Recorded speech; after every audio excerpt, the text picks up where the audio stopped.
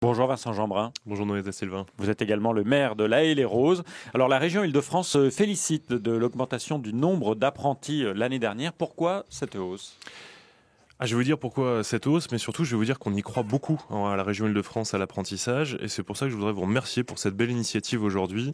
Faire une journée spéciale apprentissage, eh bien écoutez, c'est un beau geste pour un domaine qui mérite d'être mis en avant. Et il mérite d'être mis en avant parce que c'est la voie de l'excellence en matière d'insertion professionnelle. Vous imaginez qu'en licence en France, on est à 60% d'échecs dans la voie classique. En apprentissage, on est à 87% de taux de réussite sur le diplôme. Donc déjà, ça met les choses, ça remet un petit peu les pendules à l'heure. Et puis, en termes d'insertion professionnelle, vous avez 70% des apprentis qui sont en CDI à la sortie de leur formation, quel que soit le niveau de cette formation.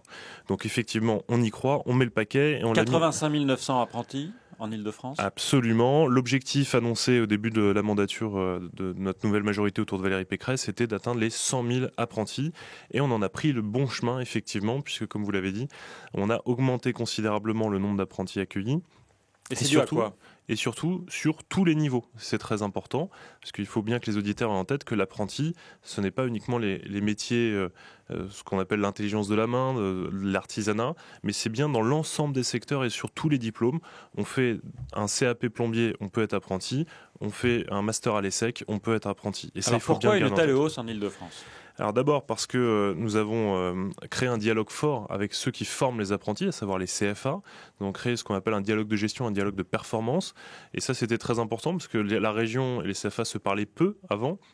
Là, l'objectif, c'est d'avoir affiner un certain nombre d'outils de pilotage et notamment de récompenser les meilleurs CFA et de durcir un peu le contrôle sur ceux qui fonctionnaient un peu moins bien. Ce dialogue de gestion nous a permis de mettre en avant plusieurs choses. La première chose, c'est que être apprenti, jusqu'ici, c'était autorisé jusqu'à 26 ans. Nous avons donc relevé le plafond d'âge pour passer jusqu'à 30 ans. Ça a permis d'intégrer quasiment 1 millier d'apprentis en plus. Ensuite, on avait un problème sur des formations d'apprentissage qui étaient un peu trop longues pour un certain nombre de nos concitoyens qui avaient besoin de s'insérer plus vite sur le marché du travail. Et donc, on a renforcé les propositions en matière de titres professionnels. Ce sont des formations beaucoup plus courtes. C'est-à-dire que ce n'est plus forcément une année scolaire. C'est plus une année scolaire, 6 mois en général, en moyenne, et certains même un peu plus courts. Alors cette journée Tous Apprentis, aujourd'hui sur France Bleu, en partenariat également avec France 3, ce n'est pas pour faire plaisir à la région Île-de-France, et qu'il y a un projet de loi qui est demain en commission des affaires sociales à l'Assemblée nationale. Est-ce que ce projet, pour vous, va dans le bon sens? Alors, sincèrement, l'apprentissage, on était tous d'accord pour dire qu'en France, il fallait réformer. On a eu un début de concertation qui nous a rempli d'espoir. Et sincèrement, je sais que vous recevez la ministre tout à l'heure à 13h. J'ai un coup de chapeau sur le début de la concertation. Juste une énorme frustration à voir qu'on a sifflé la fin de la concertation pour nous dire, bon, finalement, on n'a pas le temps d'aller plus loin. On vous prend un texte tout rédigé qui ne va rien changer aux 3 grands points que tout le monde voulait changer. C'est-à-dire? Il fallait changer l'orientation, mieux orienter les jeunes vers l'apprentissage. Il fallait changer la réactivité et le contenu des diplômes pour qu'ils soient plus adaptés au marché du travail. Et il fallait surtout inciter plus les entreprises en France à accueillir des apprentis, parce que c'est pas simple aujourd'hui en France d'accueillir un apprenti.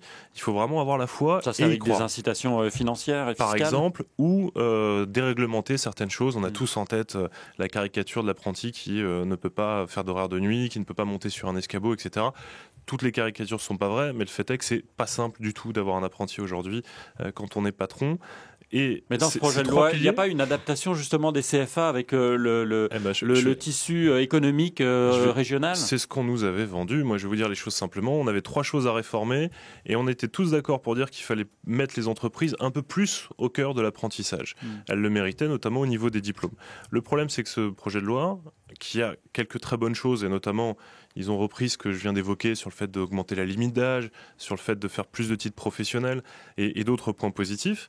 Mais on ne change pas ni l'orientation, ni la qualité du diplôme, ni l'incitation aux entreprises. Et en revanche, on change 2 choses que personne ne demandait. La gouvernance, c'est-à-dire que les régions vont être sorties du jeu, et la tuyauterie financière. Alors moi, je vais vous dire sincèrement, c'est pas la place de la région que je défends. Mais le fait que l'apprentissage cette voie d'excellence risque d'être fortement pénalisé par une réforme qui vient prendre directement aux entreprises via l'URSSAF financer chaque CFA au coût contrat. Il faut bien comprendre qu'en fait, les syndicats de patrons, branche par branche, secteur par secteur, vont se réunir, vont dire, en France, à peu près, un cuisinier, c'est 5 000 euros. Le coût de formation, donc hop, c'est réglé, c'est ratifié. Une fois que cette décision-là sera prise, ils n'auront plus de marge de manœuvre pour financer plus ou moins tel ou tel CFA. Et donc, plusieurs problèmes à ça. Le premier, quid des écoles qui forment des cuisiniers plus chers. Je donnais l'exemple de Ferrandi qui est bien connu, que tout le monde met en avant, comme un magnifique outil d'insertion. Ferrandi, la formation coûte à peu près 12 000 euros par tête. Eh bien, que fait Ferrandi pour combler l'écart entre 5 000 et quelques et 12 000 euros? J'espère que la ministre vous répondra sur ce sujet tout à l'heure. Vous pourrez appeler forcément tout à l'heure à 13h, puisque Muriel Pénicaud, la ministre du Travail, sera avec nous sur France Bleu. Vincent Jeanbrun, sur la région Île-de-France, quels sont les secteurs qui fonctionnent en termes d'apprentissage? Mais tous. Les plus demandés alors? Alors, mais c'est tout le problème, c'est que on a lancé de nouveaux outils au niveau de la région Île-de-France, et j'invite vraiment les auditeurs à aller sur le site région-île-de-france.fr, parce que tous les éléments, toutes les informations s'y retrouvent. En parallèle, nous avons lancé une application qui s'appelle Oriane, oriane.info, Oriane comme orientation et fil d'Ariane, pour se guider vers le marché du travail. Là-dessus, vous allez retrouver bassin d'emploi par bassin d'emploi. Nous avons découpé l'Île-de-France en 25 bassins d'emploi. Tous les métiers en tension, les métiers qui recrutent.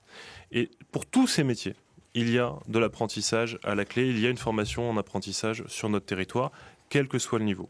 Ce que les auditeurs doivent bien comprendre, c'est que l'apprentissage, ça peut commencer dans un CAP, mais celui qui empoche un CAP, qui est titulaire d'un CAP, peut continuer ensuite en apprentissage.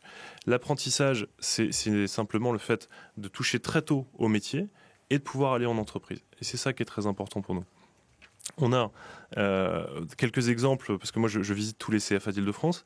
On a aussi quelque chose dont nos auditeurs doivent prendre conscience, c'est le fait qu'on gagne très bien sa vie après un apprentissage. On est en général sur des secteurs bien recrutés. Et je prends souvent cet exemple. Je visitais un CFA du côté d'Orly, dans les métiers du froid, spécialisé dans la climatisation. Un gamin qui sort à peu près au niveau bac, avec ce diplôme-là en poche, il gagne mieux qu'un maire d'une ville de 32 000 habitants. Ça vaut le coup. Comme La Haye-les-Roses. Comme La Haye-les-Roses. Vincent Jeanbrun, maire de La Haye-les-Roses, était l'invité de France Bleu Paris. Vous êtes également le délégué spécial chargé de l'emploi, de la formation professionnelle et de l'apprentissage à la région Île-de-France. Interview à retrouver en vidéo sur francebleu.fr. Et donc, on écoutera tout à l'heure Muriel Pénicaud, qui est l'invité de France Bleu à 13h, puisque sans doute vous appellerez pour lui poser une question en direct. Merci d'être venu. Bonne journée. Merci, Madame Silva. Merci.